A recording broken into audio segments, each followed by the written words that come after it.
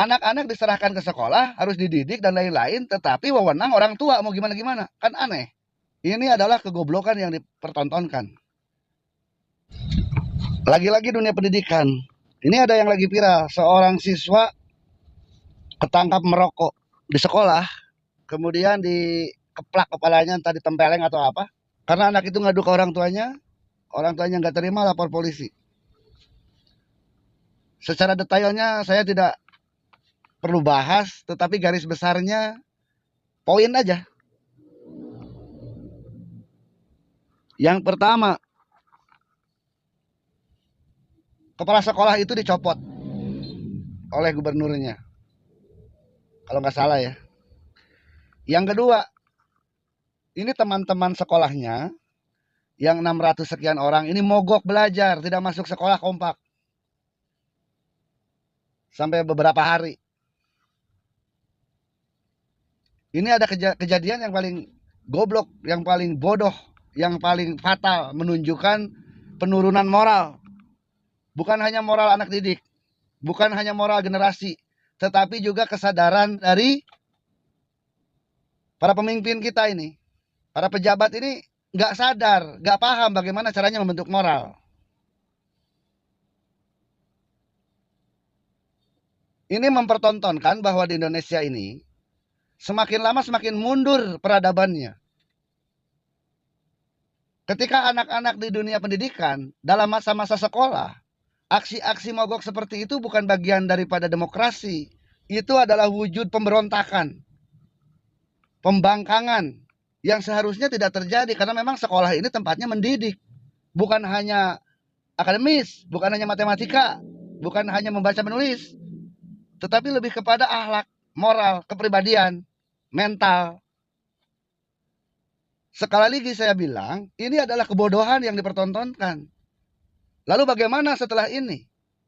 Hanya ada dua hal yang harusnya dilakukan. Yang pertama, copot gubernurnya. Yang kedua, tutup sekolahnya. Kepala sekolah pindah jadi kepala sekolah lain. Guru pindah jadi guru-guru di sekolah lain. Tutup sekolah itu. Biarkan mereka yang mogok-mogok saat ini mau sekolah di mana. Ini mau jadi apa? Ini anak-anak yang mogok sekolah, teman-temannya, itu aksi solidaritas terhadap sesuatu hal yang salah. Mereka ini salah melakukan aksi solidaritas. Mereka ini kompak dalam hal yang salah. Kenapa kita, bangsa ini, semua orang tua, pejabat, kok mendukung langkah itu? Membiarkan. Nanti ketika guru gajian, ketika guru dapat sertifikasi, semua pada iri, bilangnya gajinya besar, tunjangan besar, kerjanya nggak benar, kan begitu. Ini saya sampaikan pesan kepada rekan-rekan guru se-Indonesia. Udah, yang penting absen aja. Saya pernah bilang di PT-PT sebelumnya, jauh berbulan-bulan ke belakang, udah guru-guru ngisi absen, ngajar seperlunya, udah pulang, selesai. Gak usah ikut campur masalah mendidik apa segala macam, mental, sikap, karakter. Gak usah. Anak-anak diserahkan ke sekolah, harus dididik dan lain-lain, tetapi wewenang orang tua mau gimana-gimana. Kan aneh. Ini adalah kegoblokan yang dipertontonkan. Ini bukan tentang rokok. Sekali lagi saya bilang, ini bukan tentang rokok. Karena merokok ini diizinkan di Indonesia.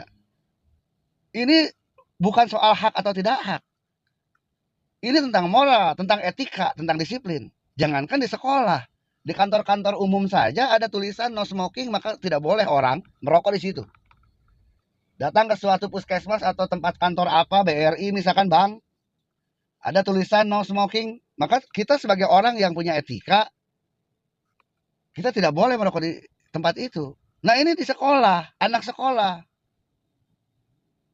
Di sekolah ini tidak ada namanya smoking area. Semuanya no smoking di sekolah ini. Jadi ini tentang akhlak, ini tentang moral.